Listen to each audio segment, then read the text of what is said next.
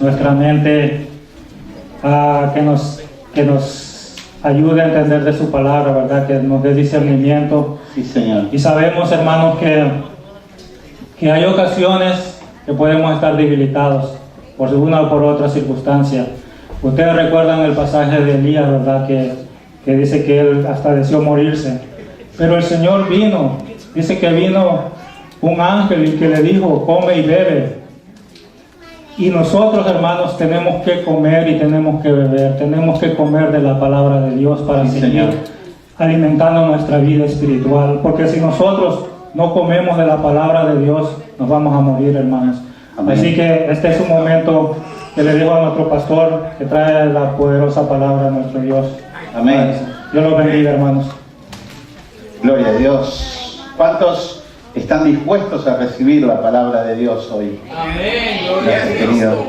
Tenemos un hermoso tiempo de la palabra. Hermana Xiomara baja con los niños y Valen con los más pequeños. Tenemos un montón de niños que vienen llegando. Ya se viene Carlitos Junior. Ya estamos en tiempo. ¿Eh? Sí. En cualquier momento. Y jóvenes, Jesús, jóvenes, a prestar atención a la palabra y vamos a tener en la vigilia de octubre, los jóvenes van a dirigir. Gloria a Jesús. Y en la vigilia de septiembre van a dirigir los caballeros. Así que a ver con qué traen los caballeros preparados. Con los jóvenes vamos a estar trabajando bien bonito el sábado 29 de septiembre, creo que es 29. Yo los voy a juntar a todos los jóvenes porque vamos a hacer una actividad para presentar en el día de la vigilia de octubre. Entonces van a estar los jóvenes todo el día conmigo.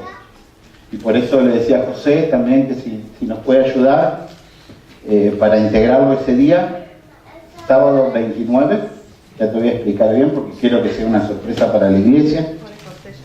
Y vamos a tener un gran tiempo de vigilia. Y les decía también estaba viendo en el calendario, si pudiésemos hacer ese tiempo de Thanksgiving especial, sería muy bonito para que compartamos. Hoy vamos a continuar, voy a tratar de continuar, íbamos a arrancar hoy con Freida, y los jóvenes también me van a ayudar a traducir. Queremos que la traducción no sea uno, sino que sea para todos. Porque a los jóvenes les es más fácil el inglés en muchas palabras, entonces vamos a poner en práctica la traducción con micrófono. Mientras yo esté hablando, que vaya y que quede en el video con los dos idiomas. Este es un proyecto que teníamos hace como un año atrás y que lo queremos reflotar porque es muy importante. Yo me he dado cuenta y el Señor me ha hablado de que también le demos importancia al idioma dentro de la iglesia y para lo que sale afuera de la iglesia. Dice Proverbios 24:16, porque 7 veces cae el justo y pierde la salvación. A ver, ¿dice así? ¿Cómo dice? A ver, Luis, ¿lo tenés? Proverbios 24:16. Sí. Porque 7 veces cae el justo y vuelve a levantarse. Y vuelve a levantarse. Y cuando utiliza 7, Dios, cuando dice tienen que perdonar 7 veces, no, 70 veces 7. ¿Qué está diciendo Dios cuando dice eso? Que cuando el justo cae, pero tiene la salvación, reconcilia con el Señor para seguir caminando. Pero miren lo que dicen, mas los impíos, los que no son de Dios, caen y no se pueden levantar. Lo dice la palabra, ¿verdad? La Biblia, miren hermanos, a mí me sucedió que cuando el Señor abrió mis ojos a la palabra de Dios, pasaron muchos años en que yo estaba entendí algunas cosas, pero el día que el Señor me permitió y abrió como el velo así de mis ojos para poder encontrar la gracia de Dios desde el Génesis al Apocalipsis, para poder encontrar la gracia de Dios. ¿Qué es la gracia? El regalo merecido. El texto que leyó hoy la familia Vázquez, hermano, añádalo porque está junto con esta prédica. Por eso hoy, donde usted me dice, abra la Biblia aquí y encuentro la gracia. Cuando usted entienda y se le revele de esa manera el Rey de la Gracia, el Rey de la Gracia del que le voy a hablar hoy. Lo que pasa es que nosotros, primero, le dedicamos poco tiempo a la palabra de Dios, porque en la palabra de Dios está todo el tiempo el Rey de la Gracia. Cuando nosotros empezamos a leer la palabra de Dios bien, nos encontramos con una gracia que sobreabunda, que chorrea por todos lados, por donde usted la quiere encontrar, se encuentra. Y yo digo, miren lo que dice Pablo, hoy lo que decía Pablo, lo que leyó el hermano. Hermanos, anoche, yo, cuando llegó Melina, que salió con las nenas, me dice, ¿qué te pasa? Yo he estado orando, llorando, sin ese texto, pero con las mismas palabras. Gloria a Cristo. Con las mismas palabras que dice Pablo. Yo el peor de todo. Yo el que no merecía nada. El que no merecía la gracia de Dios. El Señor se derramó de tal manera en mi vida que yo ahora puedo predicar de la gracia de Dios. Amén. Amén. Este sonidista es medio fuerte. Entonces, yo les decía que la semana pasada Valen me llamó, el domingo pasado les dije, porque se le había roto el auto, pero les dije, no les voy a decir lo que el Señor me dijo, sino que se los voy a decir para este domingo, porque el domingo pasado tenía otra prédica. Entonces yo cuando fui a buscar a Valen, que se había quedado con su auto roto, yo iba orando, y siempre que estoy preparando los temas, este tema tan particular que es la salvación por medio de la gracia, yo oro y mi mente está tan involucrada en el tema que todo gira alrededor de lo que voy a predicar, porque realmente el Señor me pide que prepare así las cosas, porque si me paro sin haberlo preparado bien, me siento que los estoy defraudando, que les estoy dando poquito. Entonces yo les decía al Señor, ayúdame que pueda ser claro con el mensaje que siempre... Y el Señor me dice, todo está en la palabra. ¿Cuáles son las instituciones del Antiguo Testamento? Las instituciones del Antiguo Testamento. Fuerte. Rey, sacerdote y profeta. Esas son las instituciones del Antiguo Testamento. Rey, sacerdote y profeta. El rey gobernaba. El rey gobernaba al pueblo judío. El profeta salía cuando el pueblo estaba en pecado. Dios le decía, mira, párate acá, salir a las calles y decir que si no vuelven a mí, perecerán. El profeta tenía el llamado de Dios para profetizar que tenían que volver y regresar a Dios. Tenía ese poder ese hombre para hacerlo. No lo tenía el rey. Fíjense, no lo tenía el rey. El rey no. No lo tenía el sacerdote. No, lo tenía el profeta. Pero cuando el pueblo se arrepentía y volvía a Dios, surgía el ministerio del sacerdote. El sacerdote era el único que podía perdonar los pecados del pueblo. ¿Entienden? Las tres instituciones. Esas son las tres instituciones. Las tres instituciones las tiene Jesús. Jesús es rey, sacerdote y profeta. Entonces, nosotros por tradición, de que nosotros venimos muchas veces de la iglesia tradicional, la tradición, el sacerdote te dice, si vos no venís y confesás tus pecados, no hay absolución. Entonces nosotros en nuestra cabeza, en nuestro chip, durante toda la vida traemos uy, pero pequé, entonces me voy al infierno, porque pequé. Pero si no venga el sacerdote y él escucha mis pecados y oro y él ora por mí, yo no me puedo salvar porque él no me va a perdonar. Pero cuando nosotros estamos en Cristo, tenemos el sumo sacerdote que es Cristo Jesús y que entró al lugar santísimo de una vez y para siempre, y que nosotros podemos entrar al lugar santísimo con él, y si pecamos, venimos a los pies de Cristo y abogado tenemos en Jesús.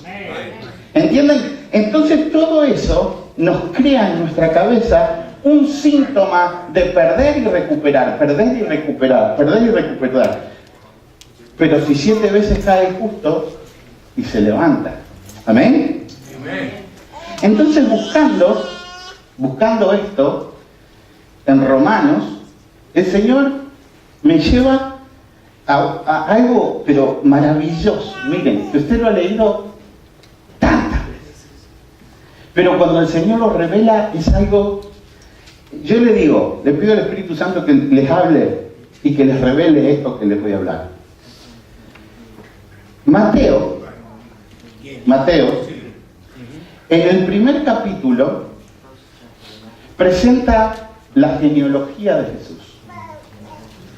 Mateo era un recaudador de impuestos, ¿sí o no? ¿Quiénes eran los recaudadores de impuestos? Bueno, los recaudadores de impuestos eran judíos que hacían un pacto con Roma y que recaudaban el impuesto para llevárselo al César, ¿verdad? Y ellos se ganaban un porcentaje de ese impuesto. Por tanto, eran hombres de mucho dinero.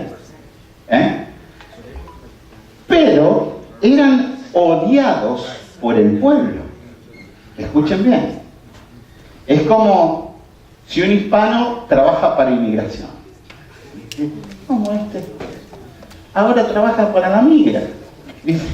Si también fue inmigrante y ahora anda y como sabe y conoce del pueblo hispano, le dice a los otros, no, los tenemos que ir a buscar al 7-Eleven. No, si más fácil que los agarremos por allá, porque yo sé a dónde van los hispanos. Míralo este, hispano, y se viene y todavía cuenta todo lo que sabemos nosotros. Bueno, entonces, el nivel del pueblo judío para con esta persona era tratarlo igual como una prostituta. Escuchen bien. El mismo trato que tenía una prostituta era el mismo trato que tenía un cobrador de impuestos. Esa era la medida de pecado que significaba cobrar impuestos. Ahora Jesús, que viene y va a ser el Rey de la Gracia, no mira eso, sino que busca a un prostituto para que sea a través de la gracia que se dé al pueblo. Miren cómo lo hace Dios, cómo lo muestra Dios. Entonces, este hombre se encarga en su evangelio de presentar a Jesús como rey, porque lo que más le cuestionaban a Jesús era que, ¿cómo va a ser rey este? Si es el hijo de un carpintero, si es el hijo de una mujer soltera, entonces, ¿cómo puede ser rey este? Entonces, el Espíritu Santo a través de Mateo se encarga de mostrar la gracia por todos lados. Que abunda la gracia por todos lados, va. Y este hombre empieza desde el capítulo 1 a mostrar algo que está ahí, que siempre estuvo, pero que cuando nos metemos a buscar de la gracia lo encontramos. En el capítulo hay 4 mujeres que se nombran. Y yo quiero mostrarle la gracia de Dios a través de las 4 mujeres que nombra Mateo, para que vean la clase de mujeres que eligió Dios para que naciera su hijo. ¿Por qué? Para mostrar que era por gracia. Que no era que venía por sangre, que no era que venía porque eran buenos, que no era que venía porque eran el hijo de él. Y lo vamos a ver porque está ahí, derramando su gracia en pleno. ¿Amén?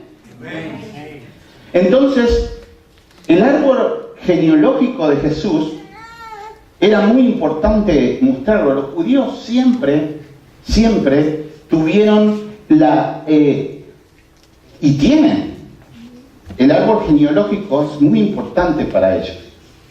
Entonces, ellos se preocupaban, como siempre fueron dispersados por todos lados, ellos se preocupaban de venir y hacer los censos y hacer las cosas para encontrar ese árbol. ¿Amén? Amén. Hubo una línea real en Israel y vino a través de David.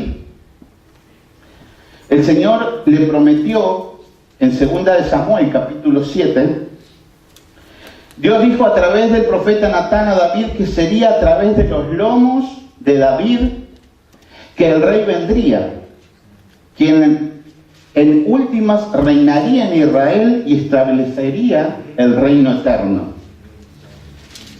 Eso nunca se pudo cumplir en Salomón. Nunca se pudo cumplir esa promesa de Dios a David. No se cumple en Salomón. Entonces, el autor, el Espíritu Santo, a través de Mateo, nos muestra que ese cumplimiento es a través de Jesús.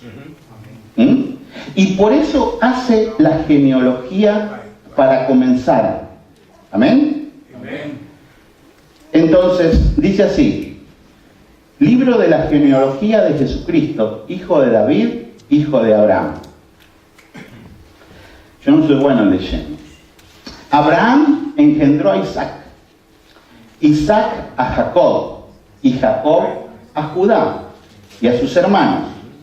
Judá engendró a Tamar y a Farés y a Sara, Farés a Esrón y Esrón a Aram. Aram engendró a Aminadab, Aminadab a Nazón y Nazón a Salmón. Salmón engendró de Rahab a Boz. Boz engendró a Ruth, a Obed, y Obed a Isaí. Isaí engendró al rey David, y el rey David engendró a Salomón, de la que fue mujer de Urías.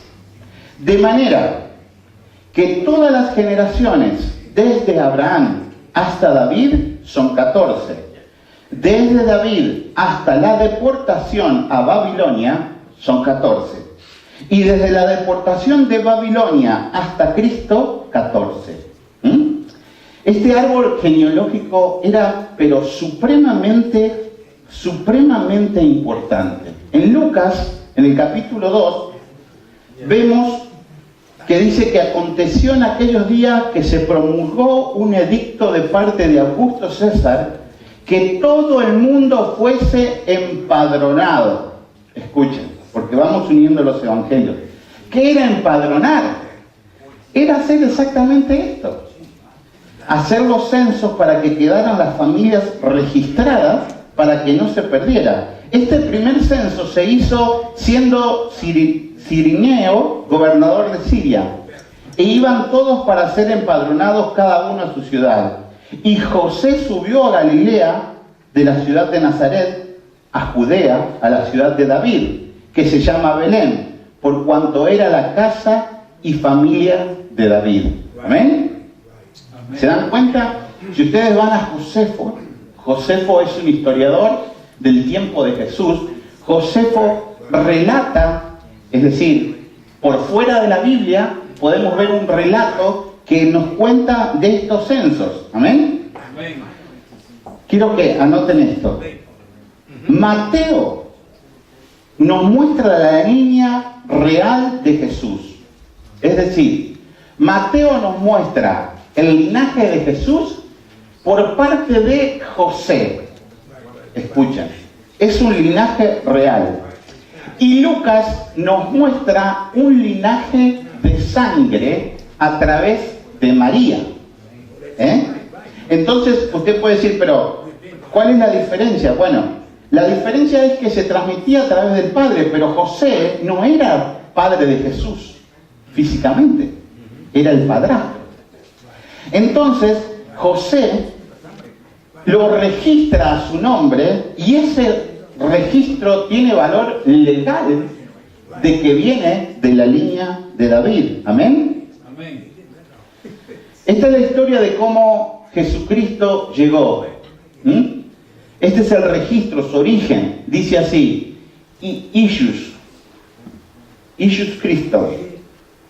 Es equivalente en griego del Yeshua del Antiguo Testamento, lo cual significa Jehová salva. Este iba a ser su nombre. Mateo 1:21 dice, llamarás su nombre Jesús, porque él salvará a su pueblo de los pecados. Yeshua, Jehová, salva. Amén. Amén. Entonces, él, Jesús, fue ungido sacerdote, profeta y rey. Por eso yo les hablé al principio de lo que el Señor me mostraba del Antiguo Testamento. Los tres pilares del Antiguo Testamento están en Cristo Jesús. Él es profeta, Él es sacerdote y es rey. Y por eso, hermanos, es tan importante para Mateo mostrar que Jesús es el rey. ¿Por qué? Porque es el rey de la gracia. Es el rey diferente a todos los reyes. No tiene estudio, no tiene una familia que lo represente, no viene de una ciudad importante, no tiene ejército, no tiene nada de lo que tenían los demás reyes. Es el rey de la gracia. Amén. En el capítulo 13 de Mateo, en el versículo 54, dice así: y venido a su tierra, porque todo el capítulo Mateo muestra cómo lo odiaban y siempre le cuestionaban: no me vengas a decir que vos sos el rey. ¿De dónde saca este poder? Si lo conocemos, todos siempre lo trataban de rebajar. Desde la iglesia trataban de rebajarlo porque no tenía estatus de un ciudadano de poder. ¿Amén? Entonces en el capítulo 13 Mateo dice, en el versículo 54, y venía a su tierra, les enseñaba en la sinagoga de ellos, de tal manera que se maravillaban y decían: ¿de dónde tiene esta sabiduría y estos milagros? ¿De dónde tiene esta sabiduría? ¿No es este el hijo del carpintero? ¿No se llama su madre María y sus hermanos Jacobo, José, Simón y Judas? ¿No están todos sus hermanos con nosotros? ¿De dónde pues este hace estas cosas? ¿De dónde salió este? ¿Cómo se las creen? Y se escandalizaban de Jesús. Se escandalizaban. Porque venía de un lugar pequeño. Entonces, ese era lo que quería mostrar Mateo delante de este pueblo. Amén. En el capítulo 7 de Juan sucede lo mismo. Juan 7:27. Jesús viene a la fiesta de los tabernáculos y los judíos se enojan con él por lo que dice. Pero sabemos de dónde es. Mas cuando venga el Cristo, nadie sabrá de dónde es. Decían, conocemos su mamá. Conocemos. Cuando venga el verdadero Cristo, el que espera el pueblo judío, ese vendrá con poder, con fuego.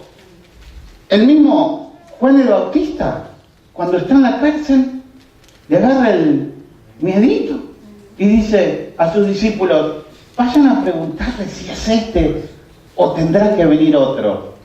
Porque el mismo que había dicho: ese es el Cordero de Dios, el que quita los pecados del mundo. Ahora cuando está en cárcel le entra la duda, porque decía el Antiguo Testamento que el Mesías vendría y pondría el hacha y cortaría.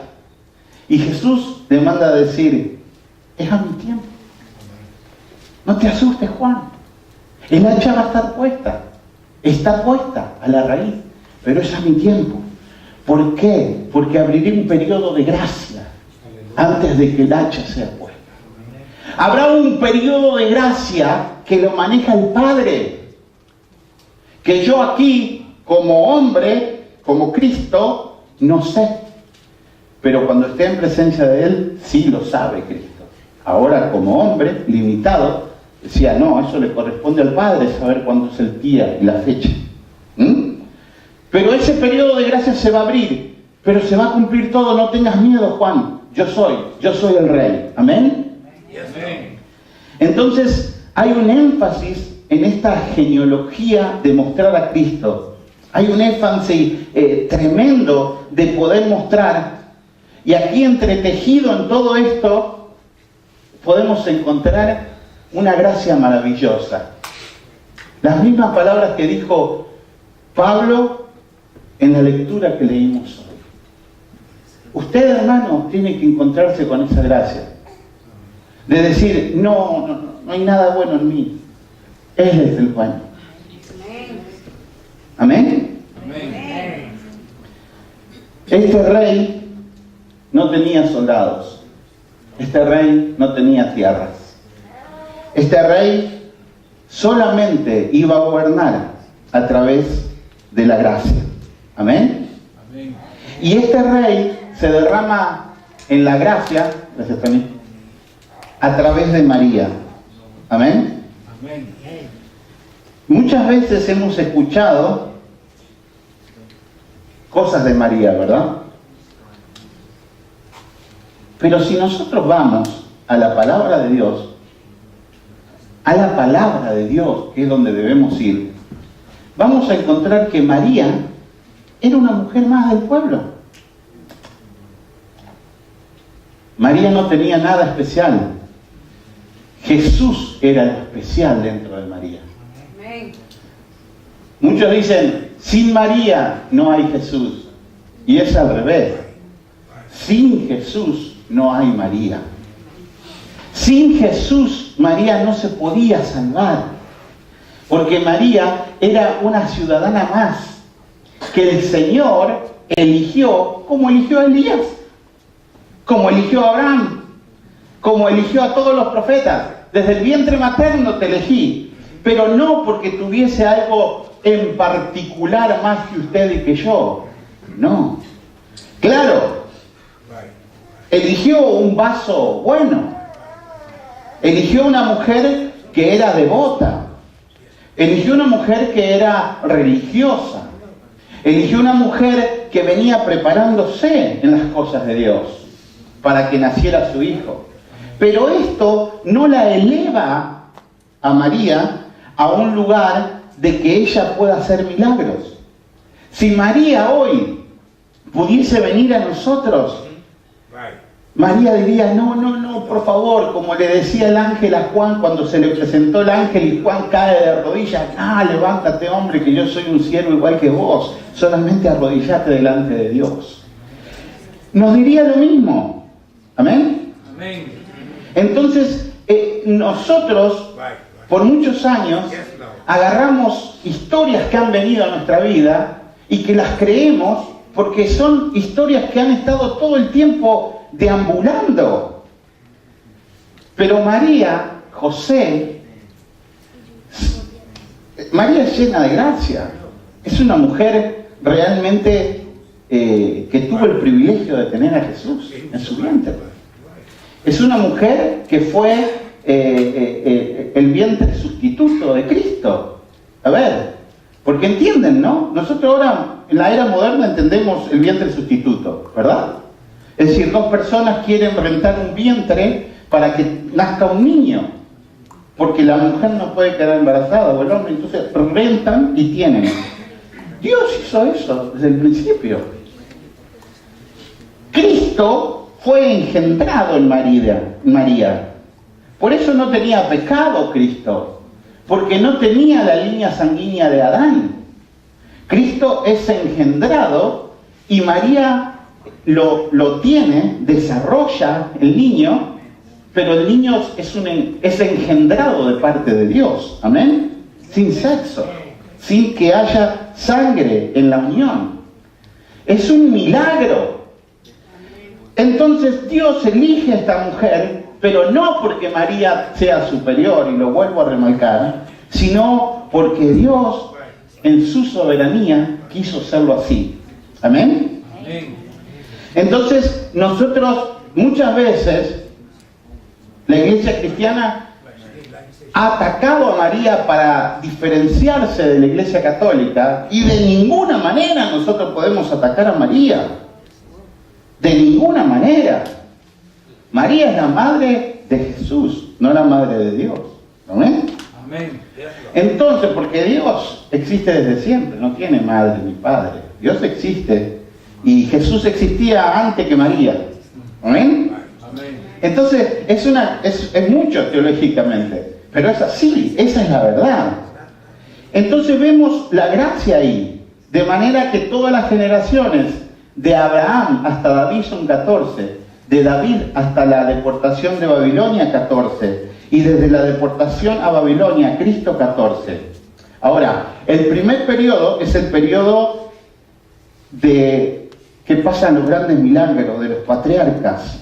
Es el periodo de la grandeza de Abraham con sus hijos. Amén. El segundo periodo es el periodo de David, de la deportación a Babilonia. Comienza un declive grande en el pueblo. ¿Sí? El segundo periodo es el periodo de la monarquía. El primer periodo fue el periodo de los jueces. Y era el brillo, el esplendor de Dios. Pero después los hombres quisieron reyes. Dios quería seguir tratando con los jueces, con los profetas. Y el pueblo decía, no, nosotros queremos reyes iguales que tienen los otros pueblos. Dios les dice, bueno, les voy a dar reyes, pero los reyes le harán mal las cosas. Y comienza el declive. Amén. Entonces, usted puede ver en el periodo de Salomón, que se hace el templo y todo, ve un periodo grande de que dice, bueno, hay oro, hay plata, el pueblo tiene sabiduría, pero dura poquito. Salomón se desvía y viene la debacle. Ahora, usted se puede preguntar, ¿cuál es el tercer periodo? El tercer periodo poco sabemos. ¿Por qué? Porque vienen los 600 años que existen entre el Antiguo Testamento y el Nuevo Testamento, donde hay un silencio de Dios. Hay un silencio de Dios. En ese silencio de Dios viene Cristo. ¿Amén? La línea del Antiguo y del Nuevo Testamento. ¿Amén? Entonces, en esta genealogía, en esta presentación que yo les estoy haciendo, hay 4 mujeres. Entonces, uno puede decir, cuando pensamos humanamente, nosotros, los hombres particularmente, muchas familias hacen lo siguiente. Si un hijo es médico, lo presentan 10 veces, y el otro, el que no es nada y que anda ahí, ni se acuerdan que tiene otro hijo. Si un tío es abogado, dice, uy, tengo un tío abogado que... Y si el otro tío anda en la calle que no se ve, no, ni familiar mío ese, no debe ser. O sea, normalmente nosotros tratamos de acomodar la genealogía a lo que nos conviene mostrar, porque tenemos miedo de mostrar cosas que vayan a decir, ay, mira, el pastor tiene este pariente. Cristo se encargó exactamente de eso, de que no dijeran, ah, mira, este está en la línea del Salvador porque era bueno, porque tenía... No. Miren, nombra 4 mujeres. 4 mujeres. Y Judá engendró de Tamar a Farés y a Sara. Tamar es la primer dama que se nombra. Miren, ahí, en el versículo 3. Sus hijas, Fares y Sara. ¿Qué hay acerca de Tamar? ¿Dónde encontramos la historia de Tamar? En Génesis, hoy sí que te nombré Génesis, En Génesis 38, 14. Miren, ahí aparece la historia de la primer dama que nombra. Génesis 38, 14. Fíjense, van a ver cómo se derrama la gracia en esta genealogía de Cristo en el primer capítulo 1 de Mateo. Y fue dado aviso a Tamar diciendo, y no tengo todo el tiempo ahora para poder mostrarles esto, ¿verdad? Por completo. No tengo todo el tiempo para poder desarrollar este pasaje. He aquí tu suegro sube. Ella había quedado viuda, ¿verdad? Tamar. Usted lo puede leer, anote el pasaje bíblico. Génesis 38, 14. Ella quedó viuda. Cuando queda viuda, le dicen, cuídate con tu familia, que yo te voy a dar otro esposo, que vamos a buscar un esposo. Pasó el tiempo y no hicieron eso. He aquí que sube el suegrito. Miren qué buen muchacho que era el suegrito. El suegrito andaba buscando prostitutas, pero fíjense quién era el suegro, Judá. Andaba buscando prostitutas. Sube el suegro. Tu suegro sube. Entonces se quitó ella el vestido de viudez. Cuando la mujer quedaba viuda, se vestía de una forma, para siempre. Y se cubrió con un velo y se arrebozó y se puso a la entrada de la Enaim, junto al camino de Timnat, porque veía que había crecido Selá y ella no era dada por él por mujer. Su marido había muerto y, como pueden ver, se arregló, se sienta ahí y espera. Y la vio Judá y la tuvo por ramera, porque ella había cubierto su rostro. Y se apartó del camino hacia ella y le dijo, déjame ahora llegarme a ti, pues no sabía que era su nuera. Y ella dijo, ¿qué me darás por llegarte a mí? Llegarte era tener relaciones. Digo, hay un precio. No hago esto gratis. Él respondió, yo te enviaré del ganado un cabrito de las cabras. Y ella dijo, dame una prenda hasta que lo envíes. Entonces Judá dijo, ¿qué prenda te daré? Y fíjense, porque esta es otra prédica. Yo acá lo anoté con rojo, porque es otra prédica que podemos hacer. No lo vamos a desarrollar hoy. Pero después que escribí esto, me encontré con esta prédica grande que hay acá. Dice, ella le respondió, ¿qué te daré? Le dice él. Y ella le respondió, tu sello, tu cordón y tu báculo. Son las cosas que te hacen hijo. Es el sello de hijo, de real. El enemigo siempre viene a pedirte lo que te hace hijo. Dame eso, ese sello. Lo que ella, teniendo eso en la mano, le decía, mirá lo que anduviste haciendo, mirá la prueba que tengo. Esto era lo más valioso que tenía Judá, era eso. Lo que le pide. Por eso digo que es una prédica para después. Y el buen Judá se lo dio. Y se acostó. Qué mujer, ¿verdad? Bueno, la genealogía, Jesús desciende de ahí. De esta mujer que se acuesta con su suegro. Una mujer realmente a los ojos humanos no muy buena, incesto. Y fue ramera. Y uno puede decir, ¿y qué está haciendo una ramera en la línea de Jesús? Y si estoy yo, también puede estar una ramera. A eso nos lleva el Espíritu Santo. A que podamos entender esto. Y si estoy yo, es por su gracia. Es solo por su gracia. De esa concepción vinieron dos gemelos, Farés y Sara. Lo que es sorprendente es que son los siguientes en la línea genealógica de Jesús. Estos gemelos. La siguiente dama está en el versículo 5. Salmón engendró de Rahab a Booz. Cuando usted dice Rahab, ¿qué es lo que piensa?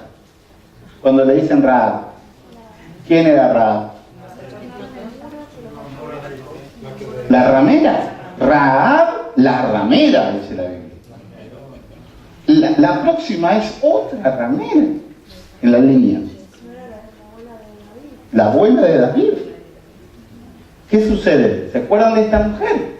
Esta mujer vienen los espías, entran al prostíbulo y les dicen, si ustedes me esconden, le dicen los espías, si usted me esconde aquí en el prostíbulo cuando los soldados venían a buscarlo y no dice nada, cuando nosotros ataquemos, nosotros te vamos a salvar a ti. Te lo garantizo que te vamos a salvar. Trato hecho. Llegaron los soldados y dijeron, ¿no viste que andaban a todos los espías? No, acá no. Se fueron por otro lado, no. Los salvó. Cuando entró Israel y se tumbó el muro de Jericó, después que estuvieron dando vueltas y gritando, y cayó el muro y cayó el ejército, ellos salvaron a la ramera. De ahí viene. La ramera Rahab era una mujer cananea. Era una mujer cananea, hermanos. Enemiga total del pueblo. Era despreciada, impía, gentil. Todos los pecados que ustedes le puedan encontrar. Idólatra.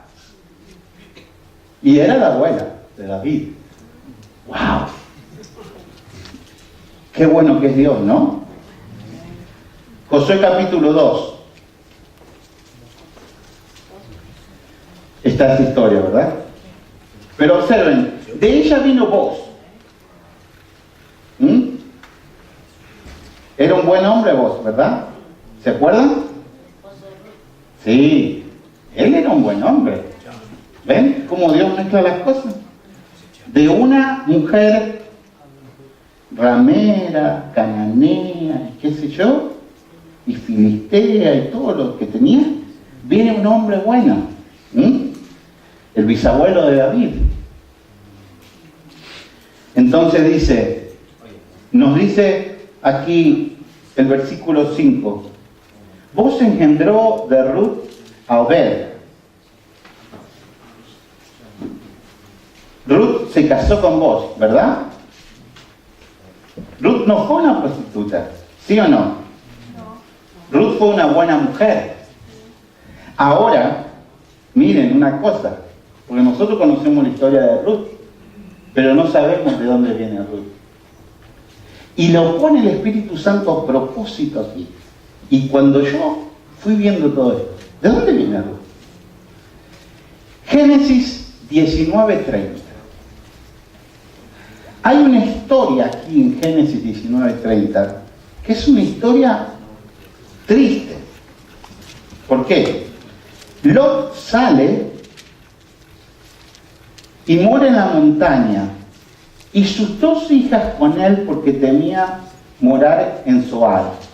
Y él moró en una cueva, él y sus dos hijas. Y aquí está Lot en las cuevas con sus dos hijas, y las dos hijas de Lot, ustedes saben la historia, dicen, nuestro padre no va a tener descendencia, emborrachémoslo, tengamos sexo con él, quedemos embarazada para darle descendencia. Entonces ellas tuvieron sexo con su padre, hicieron incesto para darle descendencia. Santo Jesús. Esta es la genealogía de nuestro Cristo. Gracia pura. Amén. Amén. Primero fue la mayor, después fue la menor. Y quedaron embarazadas ambas. De esta manera, para acortarlo, ambas hijas de Lot terminaron embarazadas por su padre. Estamos viendo de dónde viene Ruth. Escuchen. Y la mayor dio a luz a un hijo y lo llamó Moab. Él es el padre, escuchen bien, de los moabitas. Del incesto nace Moab. Moab hace una tribu que se llama moabitas. Ruth era moabita, es decir, descendía de una familia que era de incesto, desciende Ruth. Pero ella era una buena mujer, pero Dios la toma de ahí. Pero miren, en Deuteronomio 23, 3, miren lo que dice Dios. La nación moabita entera es maldecida. Dios dice, malditos son la nación entera de Moab, los de Moabita. Es decir, que Ruth viene de una nación maldecida y de incesto y viene a meterse en la línea genealógica del Señor. Deuteronomio 23, 3.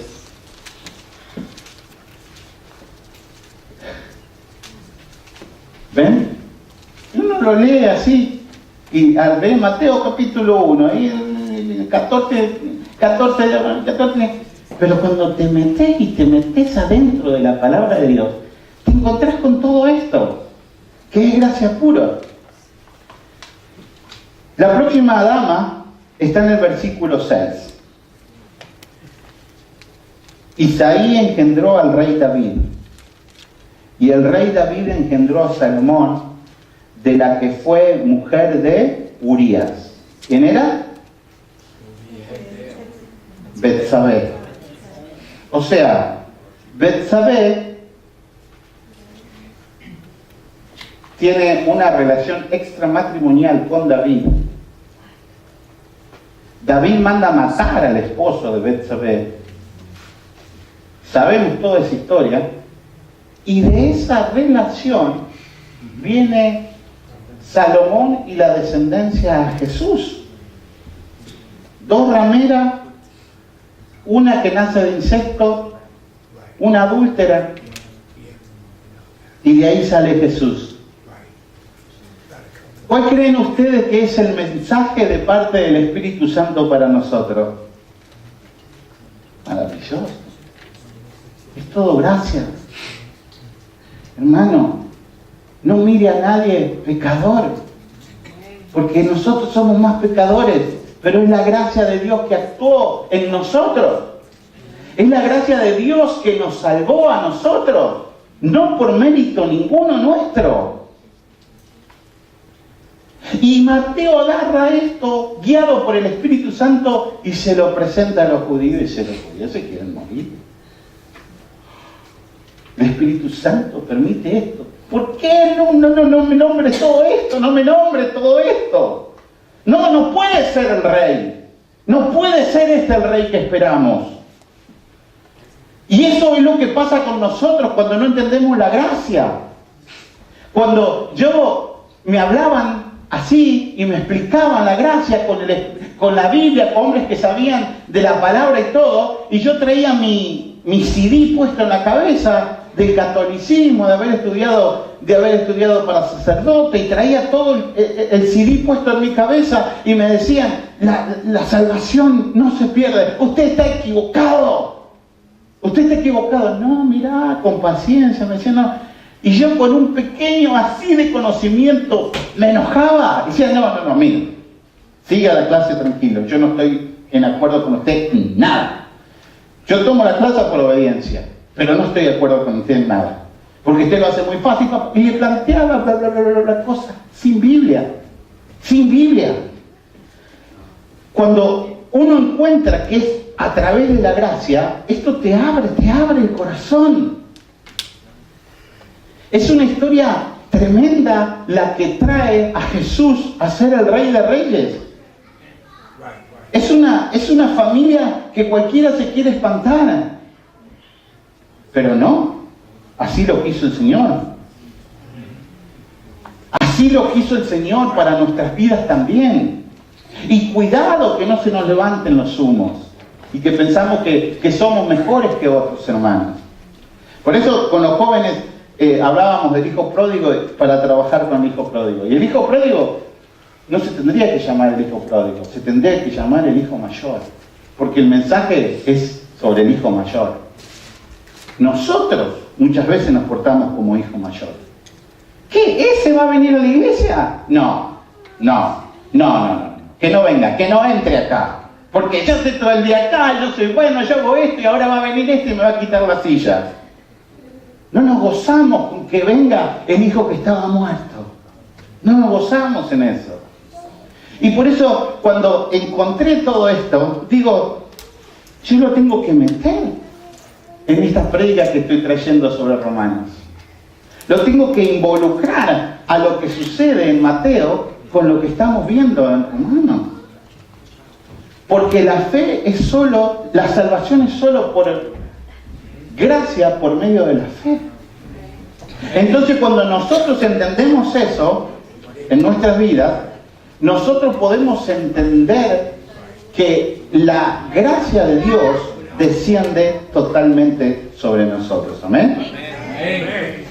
Voy a terminar este mensaje sin entrar en Romanos, porque quiero entrar en Romanos el próximo domingo y desarrollar Romanos 5 sin desviarme. La última vez que prediqué sobre Romanos estuvimos viendo algunos pasajes bíblicos en donde veíamos como que daba a entender la palabra de Dios que la fe se perdía, que la salvación se perdía. Y desarrollamos algunos textos. Entonces, para finalizar hoy quiero terminar con este texto. Filipenses 2:12. Filipenses 2:12.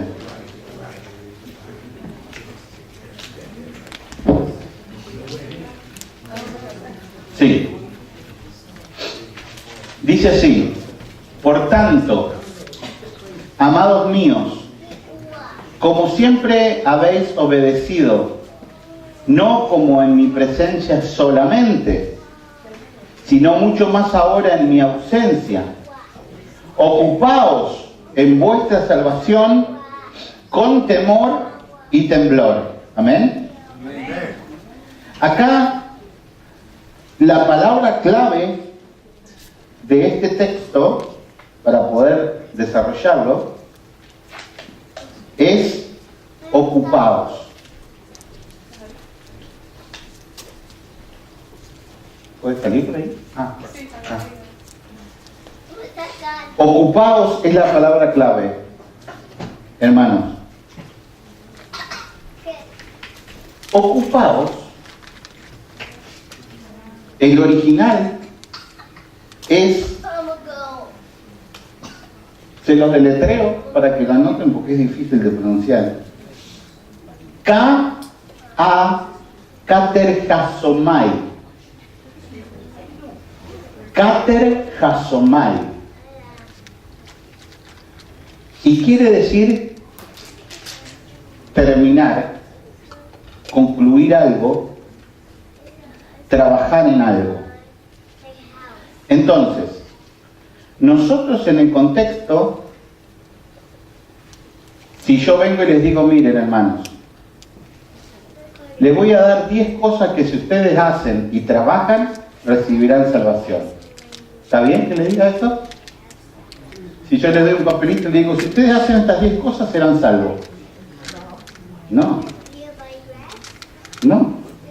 Entonces, el trabajo, ningún trabajo nos puede llevar a la salvación. Muchos años estamos adentro de la iglesia y no recibimos salvación.